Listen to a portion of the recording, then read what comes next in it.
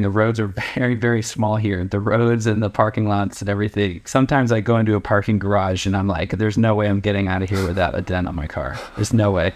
Meet Ryan, an American who moved to Ireland a year ago. He shared with me the annoying things Americans do when living abroad, why the US seems scarier from the outside than from inside, and whether Irish people are tougher than Americans. I'm Max, let's dive in. What do you think the perception of Americans from Irish? When they find out that you're from America, what's the typical reaction? Usually pretty friendly. I think there are some things Americans do that are annoying. Like almost every American who comes here wants to tell Irish people about their Irish heritage. And I think most Irish people are like, okay, cool.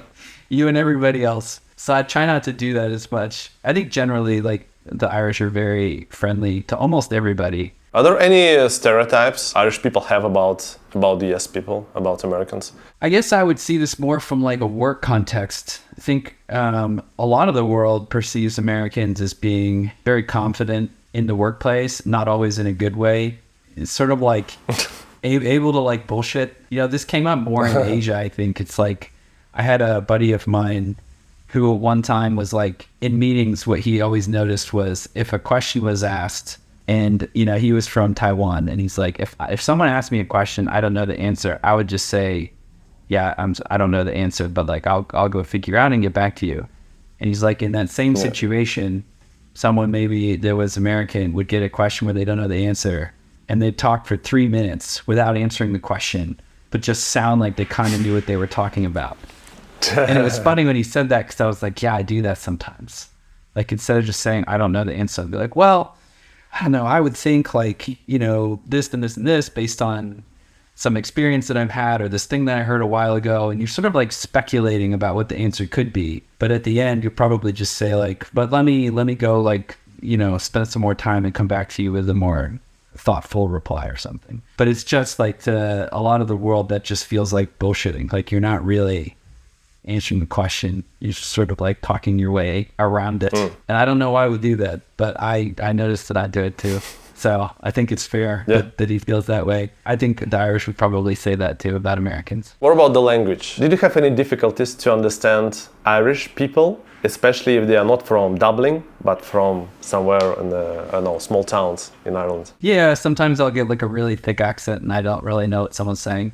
And I think in the States, you get strong accents. Like there's places in the US where, you know, someone's been drinking and starts speaking with a thick accent. I may also not understand exactly what they're saying. What about the words? What's the most like used words that you would definitely use different word versus Irish people? Well, everything here is grand. Grand is a common one, which just means everything, you know, it's great, it's good. That's not a word we would use a lot in American English. You hear crack quite a bit. That's definitely not a word we would use in American English. Good crack. What does it mean? I think just means like good fun, like having a good time. Crack is like, yeah, having a great time. What was weird for you? Maybe something like, oh, interesting. The biggest difference, honestly, just being probably driving because, you know, driving on the other side of the road. So in Singapore, I didn't drive. We didn't have a car. I was just like a passenger in Grabs and Gojeks and stuff. But here we live in the suburbs, and so I do have a car. And so I had to get a license and like actually drive on the other side of the road from how I grew up. I guess that's different, but you get used to that pretty quickly. The roads are very, very small here. The roads and the parking lots and everything. It's just, yeah, it's super tiny, small. Yeah. But I feel like the Irish, I'm generalizing, but I feel like the cars in Ireland are getting bigger. Like the most popular car here, I think, is a Hyundai Tucson, which is like a small, you know, mid-size SUV. And the roads and the parking lots in Ireland are not made for cars that are that size. But more people here seem to be buying cars like that.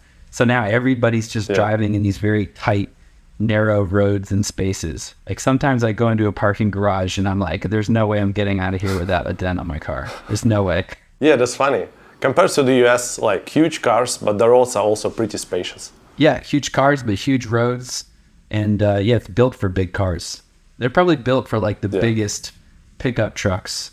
Like that's probably their model when they're building things. So everything, you know, that size or smaller, it's easy. When I come to the US, it feels like everything is big, it's huge, like distances, everything. Like the food portions, like basically the cars, the motorcycles, like everything.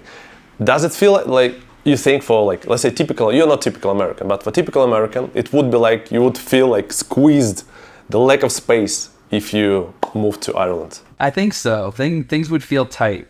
Even like here, I'm in a detached house that I'm renting. And the house here, I think by most Irish standards, is quite large. But versus, a pretty standard house where I grew up, it's very small. It probably just has to do with space constraints and the age of the cities. I don't know how long ago Dublin was founded, but it's probably many times older than the entire United States. So, things that have been built long ago are helping contribute to like the spacing of the city and where roads can go and how much you have room for pavement. And so those things play a role versus most modern US cities were built with like just different dimensions in mind. By the way, do people in Ireland know how to drive manual? Yeah, like almost everybody. I'd be surprised if people Almost here by everybody. default drove automatic. Yeah, I guess that's a big difference. In the States, some people drive manual, but like almost everyone, I had one friend that had a manual car growing up. Everybody else just had automatic. It was pretty normal. Actually, if you don't want to depend at all on a specific country and you want to choose where to live while working remotely, consider starting a YouTube channel. I'll be hosting an online 3-day live workshop, YouTube Fast Track to Views and Passive Income, which was previously paid, but this time I've decided to give more people the opportunity to participate by making it free. So your results from participating. You will discover your unique niche along with its profit potential. And remember, not all niches are equal. You will learn techniques to generate an endless stream of creative ideas. You will determine the fastest way to get your first 1,000 subscribers. Doesn't matter what niche you are in.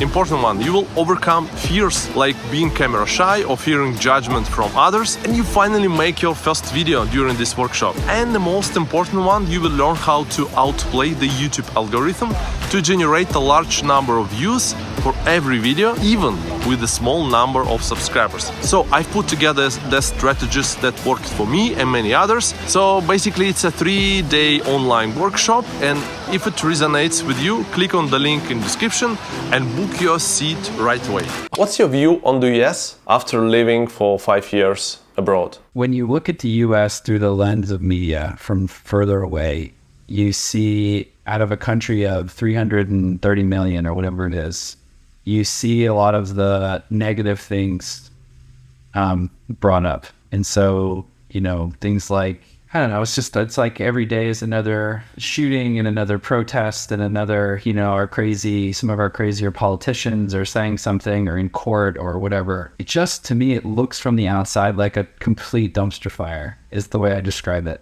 Like I look back through media because, I'm reading papers or watching news or whatever, and that's kind of what I see, but that's not my experience when I'm there.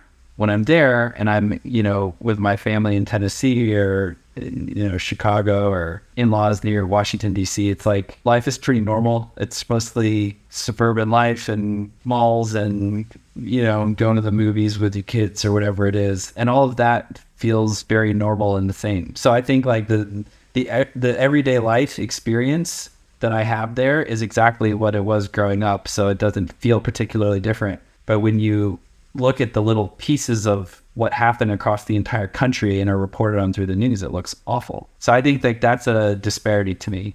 Like my experience there is not what I would expect based on what I see. But being abroad for the last 5 years, I've had a lot of people tell me that they're not interested in going to or living in the US.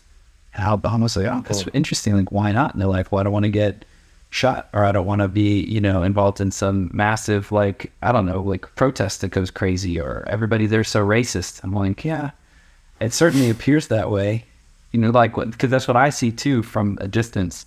But then when I go back, it's not my experience. Like people are just normal and life is pretty normal.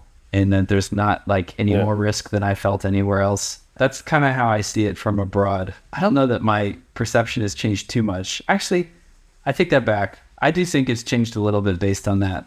Like when you do just see all the bad things, you just sort of like start to look at it a little bit more and be like, man, what's wrong with us? Why is it so weird? Why are people doing this dumb stuff? So it makes me look at my own country, I think, in a more negative light than when I lived there. Because I think when you live there and you see that in the media, you're like, yeah, I'm like, all right, but that's not the experience you have every day. So it's not reinforced by your experience. But when you're abroad and you don't have that like daily reinforcement, the big negative highlights that keep being brought up, those are sort of the things where you're like, yeah, okay, what are we doing? Americans are known for being like very patriotic. So they're proud Americans. Like I'm generalizing, but that's the kind of the notion. What about Irish? Do you think you are guys like close to each other for this matter, or it's different? I feel like the Irish are pretty patriotic. Yeah. I think that's true of Americans, like tend to be patriotic. It's a little bit divided now as a country, but I don't think that's a uniquely American thing. I feel like a lot of people I've met around the world are quite proud of their country. Maybe don't like wrap themselves in flags as much as Americans do. We have a lot of flags in that country. You mentioned that America is divided, so that's what, at least that's what we hear in the news. Yeah. So it's like a lot of like different groups of people, so they kind of fight with each other. And Ireland, when I'm thinking about Ireland, it's more like a homogenic. So in terms of how people see the world and other countries, so it's kind of more, how do you call it, less divided, I feel. I think so. There was not too long ago, there was an issue where there was like some incident in Dublin where somebody was injured, and I guess the attack or the injury was blamed on immigrants, and then there was like a little outburst within Dublin of like a bunch of people. I don't know if you read about this. Like a bunch of people came into the downtown area, were protesting and very anti-immigration. It was interesting to see how the Irish responded to that, because there was pretty like overwhelming condemnation of that like act and the association of sort of this one-off attack with like any immigrant that had come into Ireland recently. And it was like, publicly and in all the papers and, people talking about it at work, and they were just like ashamed that had happened in Dublin and in the country. I just remember thinking like, oh man, that's like super common in the States that stuff like that happens. So it was interesting to me to see how much it affected people and how upset they were by that, versus that happens kind of any city in the States that happens, and people are like, man, well, there's always people with different opinions, maybe more expected that kind of behavior somewhere else, like in the US versus here. Yeah. Imagine if you've not been to Singapore before moving to Ireland. What would be the biggest surprise for you? Or if you can imagine, like, I don't know, your American friend who never been abroad, let's say, move to Ireland, what would be like, oh, it's interesting, it's different? One thing I've definitely noticed is that the Irish don't care about the weather. Like, I've seen people out, like, cycling in a downpour. And I don't know, I mean, if I was out on a bike and it started to rain like that, I would find kind of the nearest sheltered place and wait, and then just like carry on with their day. They don't care. I have a lot of colleagues that cycle to work no matter what weather, how cold or how wet and rainy, and they just get on a bike and they wear, it almost looks like a ski suit. But they'll do like these, shell type pants, like waterproof pants over their work clothes, waterproof jacket, waterproof, shoes or shoe covers. I have one colleague who came to work the other day wearing a shower cap to keep her hair dry under her bike helmet. So like they just go on with life, ignore the weather. It's pretty funny. Do you think Irish people are tougher than Americans? Hell yeah. My grandma used to say, if you watched just one YouTube video, you're already a good person. But if you watch a second one straight away, you're an incredible person. So do it right now. Don't upset my grandma.